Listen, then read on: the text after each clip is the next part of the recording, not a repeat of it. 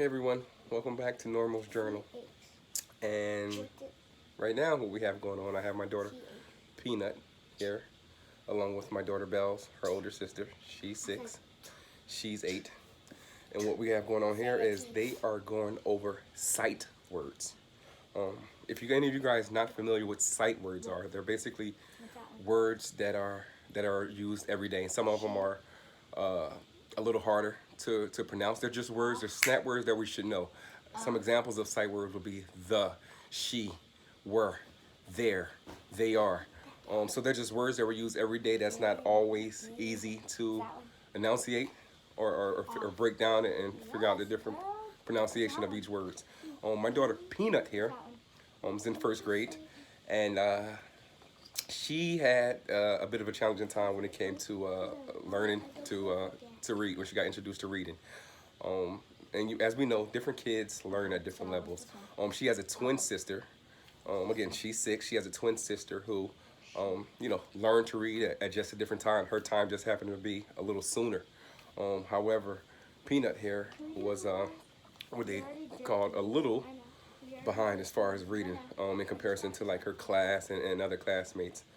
Again, I want to stress that everyone learns at different levels. Over the last few months, there has been a tremendous amount of progression for the simple fact that she is now ready to learn. Before, she was not ready, and because she wasn't ready, she didn't give it her all, and she didn't give it her all, it just caused her to be frustrated when the pressure was put on her to read, to sound out words. I don't know if any of you guys have kids. Some of you may have experienced this, but teaching a kid to read or going through the process with them on their journey can be fun and it can be frustrating. And that was something that both my wife and I experienced when it came to Peanut.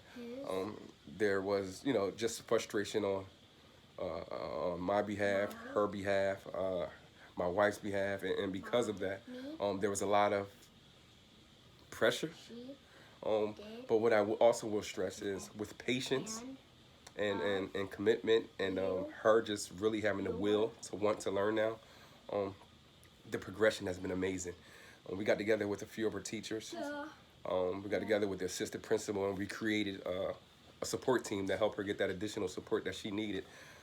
One of the things that I did was I made sure she was aware of that support team because I think it was very important for not only me but for her to to see how much support she has.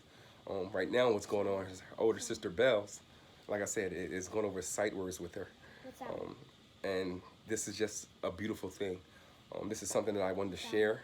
I wanted to document because if there's any parents out there who may be going through, similar situations where, for whatever reason, whatever age your child is, you may feel like they're just not up to standards or others' expectations. Before we go, to the last resort, which is sometimes putting them in special classes or giving them some type of I don't know, anything, medication because they learn differently. I would say it takes a village to raise a child. You know your child better than anyone else. I would say be patient, be diligent, and make sure you're doing everything that you can to provide that child with whatever support that they need. I know it can be frustrating. However, the investments it's a return on investment. And right now, like I said, she's in a position where she's getting excited to learn. She's bringing a book now, and there's times when it's going to be frustration. Um, we went to the library. She has her own library card along with her sisters, and she's just excited. And you know, there should be rewards. There should be rewards, just like we go to work or we go, do whatever type of journey we're on. When there's progression, we get rewards.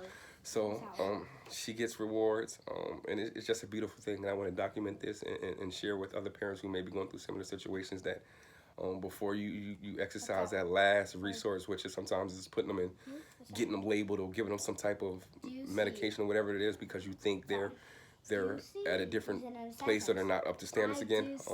The cat and the bird. Be patient. What's that one? And reap the benefits You said a sentence. of the fruits of your labor. Beautiful. And Daddy, I got up right. High five. And we're house.